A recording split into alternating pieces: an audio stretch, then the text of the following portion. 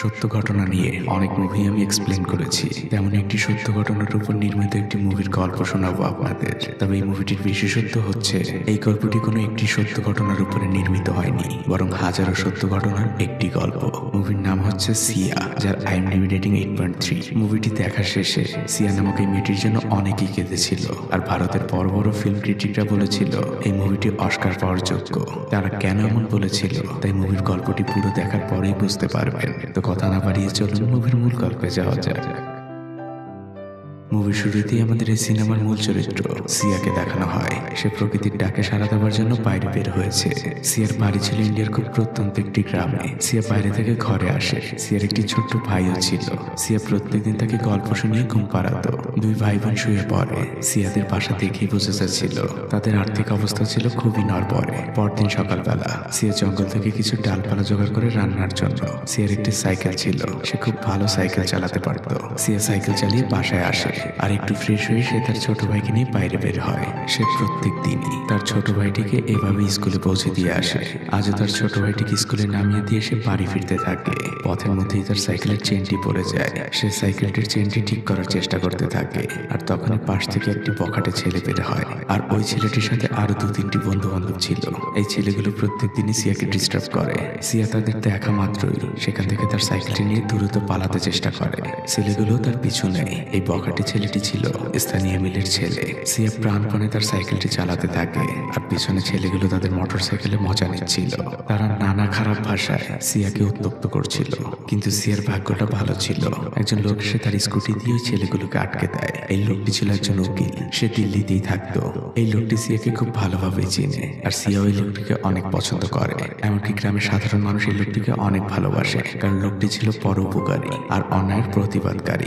অন্যদিকে একজন মহিলাকে দেখা যায়। সে সিয়ার মায়ের পাশাপাশি হাঁটছে। সে সিয়ার মাকে সিয়ার চাকরির বিষয়ে কথা বলছে, কিন্তু সিয়ার ওই মহিলাটিকে তেমন কোনো পাত্তা দেয় না।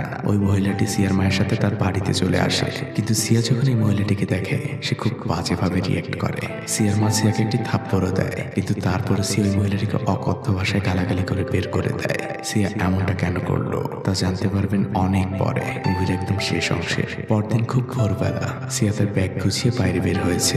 তাকে দেখেই বোঝা যাচ্ছিল সে কোথাও চলে যাচ্ছে। সিয়া একটি বাড়ির সামনে এসে দাঁড়ায়। এই বাড়িটি ছিল সেই উকিলের বাড়ি। সিয়া সেই উকিলের সাথে দেখা করে। সিয়া উকিলকে বলে, আপনি আমাকে দিল্লি যাওয়ার ব্যবস্থা করে দিন, আমি চাচির কাছে যেতে চাই, আমার এই গ্রামে আর একদমই ভালো লাগছে না। তখন উকিল লোকটি সিয়াকে অনেক বোঝায় আর তাকে বাড়ি চলে যেতে বলে। সিয়া তখন মন খারাপ করে সেই বাড়ি থেকে বের হয়ে যায়। সে স্থানীয় নৌকা ঘাটে যে চুপচাপ বসে থাকে। সিয়ার মন প্রচন্ড খারাপ। কিছুক্ষণ বসার পরে সে বাড়ি ফিরতে থাকে, আর তখনই সেই বখাটের দলকে দেখা যায়। তারা গাড়ি নিয়ে এসেছে।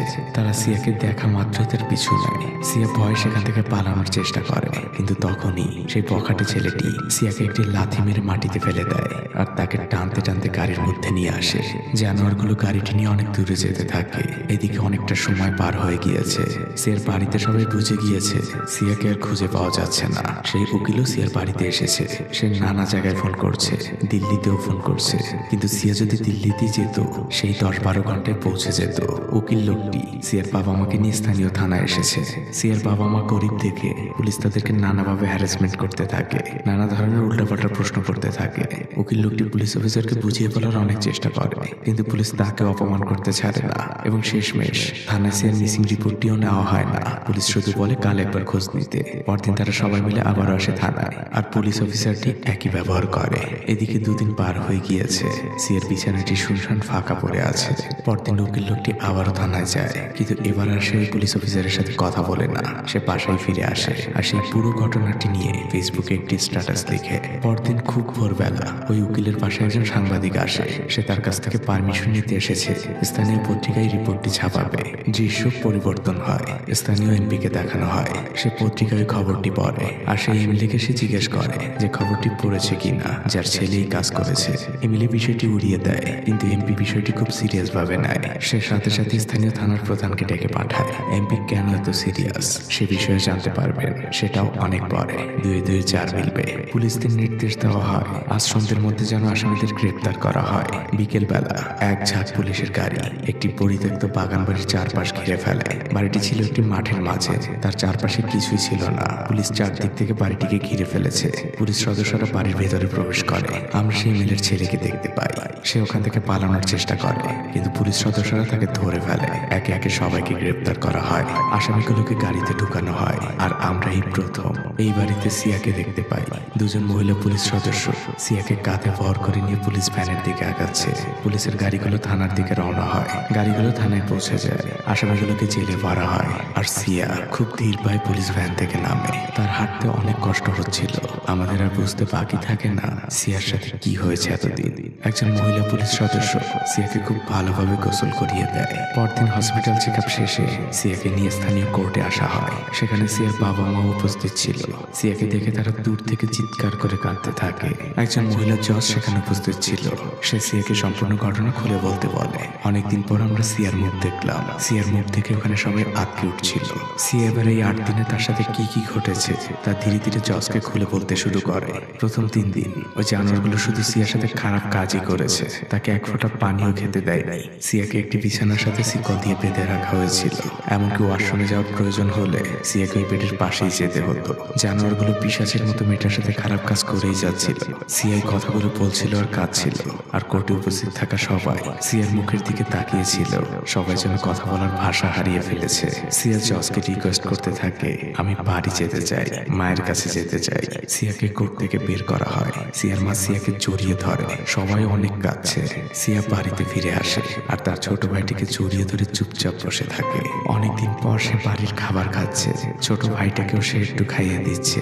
অনেকদিন পর 2 ভাই বোন আজ আবারও একসাথে ঘুমিয়েছে। কিন্তু আজ আর সিয়ার মুখ থেকে গল্প বের হচ্ছে না। সিয়া শুধু আয়নার দিকে নিজের চেহারা দেখে আর ফ্যাল ফ্যাল চোখে তাকিয়ে থাকে। পরের দৃশ্যে দেখা যায় সেই উকিল দিল্লিতে ফিরে নিজের কাজে যোগ দিয়েছে।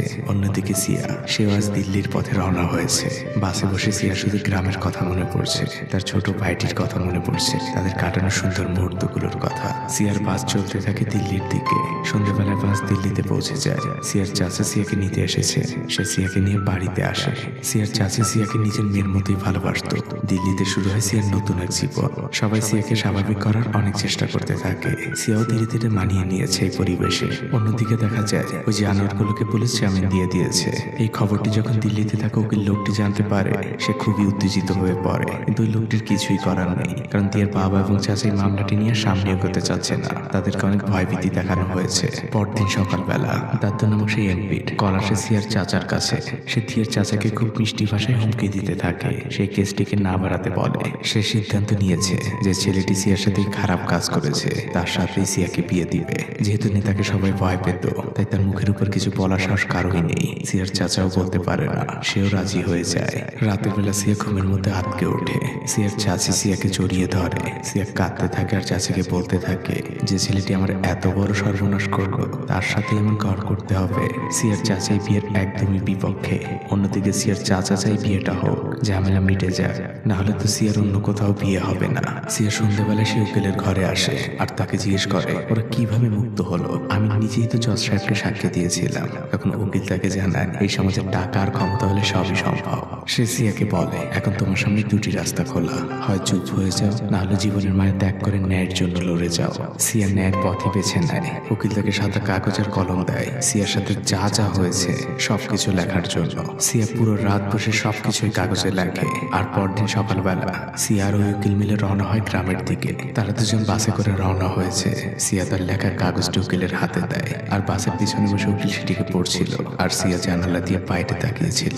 হঠাৎই উকিল সিয়াকে বলে তুমি তো এই কথা আমাকে আগে কখনো বলনি। মূলত ওখানে সিয়া এমন একটি বিষয়ের কথা লিখেছে যা কেউই জানতো না। সিয়া কি লিখেছিল তা একটু পরেই জানতে পারবেন। তারা স্থানীয় কোর্টে পৌঁছে যায় আর তারা তাদের মামলাটাকে আবার নতুন করে ওপেন করে। এদিকে এমপির লোকজন সিয়াদের বাড়িতে আসে আর সিয়ার বাবাকে সেখান থেকে তুলে নিয়ে যায় আর বাইরে নিয়ে এসে বেধড়ক মারধর করে, যা ছিল বড্ডই অমানবিক। শুধু মারধর করেই তারা ক্ষান্ত হয়নি, সিয়ার বাবাকে পুলিশ গ্রেপ্তারও করে নিয়ে যায়। আর সিয়ার বাবাকে থানায় নেবার পরে সাদা কাগজে তার টিপসই পুলিশ নিয়ে নেয়। সিয়ার বাবার একটি ভিডিও ভাইরাল হয়। কেউ লুকিয়ে ভিডিওটি করেছিল যেখানে পুলিশের এই মিথ্যা মামলার কথা বলা হয় আর এই বিষয়টি নিয়ে জাতীয় টেলিভিশনে রিপোর্ট করা হয়। ওই দিন রাতের বেলায় পুলিশ হঠাৎ করে সিয়ার পুরো পরিবারকে তাদের গাড়িতে করে নিয়ে অজানার দিকে যাচ্ছিল। কেউই বুঝতে পারছিল না তাদেরকে কোথায় নিয়ে যাওয়া হচ্ছে। গাড়ি অনেকটা পথ চলার পরে একটি শুনশান জায়গায় এসে থামে। সবাই গাড়ি থেকে নামে। তারা যখন কিছুটা সামনে আগায় তারা দেখতে পায় চিতায় আগুন জ্বলছে। সবাই কান্নায় ভেঙে পড়ে, কারণ এটা ছিল সিয়ার বাবার চিতা। পুলিশ তাকে মেরে ফেলেছে। কান্নায় ভারী হয়ে ওঠে চারদিক। উকিল লোকটি পুলিশের সাথে নানা তর্ক করতে থাকে আর সে গোপন একটি ভিডিও করে রাখে। আর সেই ভিডিওটি পুরো সোশ্যাল মিডিয়ায় ভাইরাল হয়ে যায়। পরদিন সাংবাদিকরা সেই এমপিকে প্রশ্ন করতে থাকে, কারণ তার ছোট ভাইয়ের সাথে জড়িত। কিন্তু এমপি সবকিছু এড়িয়ে যায়। তখন একজন সাংবাদিক বলে ওঠে, এইমাত্র খবর পেলাম এই পুরো কেসটির ভার এখন সিবিআইয়ের হাতে। এটা শুনে এমপির মুখ একদম শুকিয়ে যায়, কারণ আপনারা যারা ইন্ডিয়ায় থাকেন তারা জানেন যে সিবিআই কি জিনিস। পরদিনই সিবিআইয়ের একটি টিম ওই গ্রামে চলে আসে। তারা স্থানীয় থানায় অবস্থান করে। সিয়াকে সেখানে নিয়ে আসা হয় জিজ্ঞাসাবাদের জন্য একটি আলাদা রুমে। সিয়ার জিজ্ঞাসাবাদ শুরু হয়। সিবিআই টিম প্রধান সিয়াকে জিজ্ঞেস করে, তুমি 3 জায়গায় 3 রকমের বয়ান দিয়েছো। জজ সাহেবের সামনে একরকম, ম্যাজিস্ট্রেটের সামনে আর এক রকম, আর এই কাগজে লিখেছে অন্যরকম, এবং তোমার বিবরণে আসামিও ভিন্ন। সিবিআইয়ের জিজ্ঞাসাবাদে সিয়া অনেক ভয় পেয়ে যায়। সে ভয় দৌড়ে বাইরে চলে আসে। তাকে উকিল থেকে সবাই শান্ত করে আর আবার ওই রুমের ভিতরে পাঠানো হয়। আর এবার সিয়া আস্তে আস্তে সবকিছু বলতে শুরু করে। তার সকল বয়ানই সত্য ছিল। আর আপনাদের মুভির শুরুর থেকে বলেছিলাম কিছু বিষয় সামনে জানতে পারবে, সবকিছু এখন পরিষ্কার হয়ে যাবে। সিয়া সেই মহিলাকে ওই বাড়ি থেকে অপমান করে বের করে দিয়েছিল মুভির শুরুতে, কারণ ওই মহিলা সিয়াকে চাকরি দেওয়ার কথা বলে সেই এমপির বাসায় নিয়ে গিয়েছিল। আর সেই এমপি সিয়ার সাথে জোর করে খারাপ কাজ করেছিল। সিয়ার সাথে খারাপ কাজ একবার হয়নি, বরং সিয়ার সাথে খারাপ কাজ হয়েছে 2 বার, যার একটি ছিল লোকচক্ষুর আড়ালে। আর এই জন্য এমপি ওই আসামিগুলোকে গ্রেপ্তার করিয়েছিল, যাতে করে সে নিজের পাপটাকে মুছে ফেলতে পারে।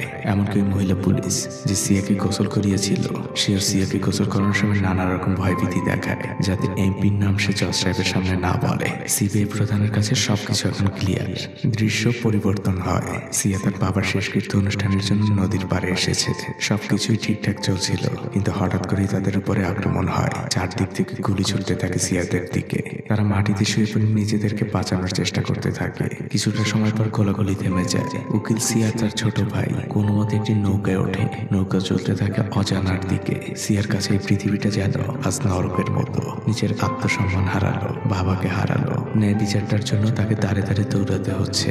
দৃশ্য পরিবর্তন হয়। পরদিন উকিল তার মাকে শহরে পাঠিয়ে দেয়, কারণ তাকে গত রাতে হুমকি দেওয়া হয়েছিল।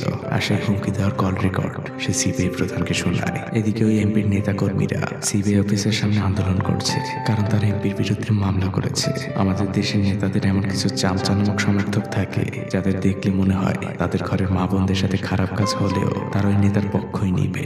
এটা কোনো সিনেমার চিত্র না, এটা আমাদের সমাজের বাস্তব চিত্র, সেটা আপনিও ভালো করে জানেন। এমপি সিবিআই অফিসে যায় আর সিবিআই তখনই তাকে গ্রেপ্তার করে। ওই দিন রাতের বেলা উকিলের ভিটে বাড়িটাকে আগুন দিয়ে পুড়িয়ে দেওয়া হয়। লোকটির চোখ পানিতে টলটল করছিল।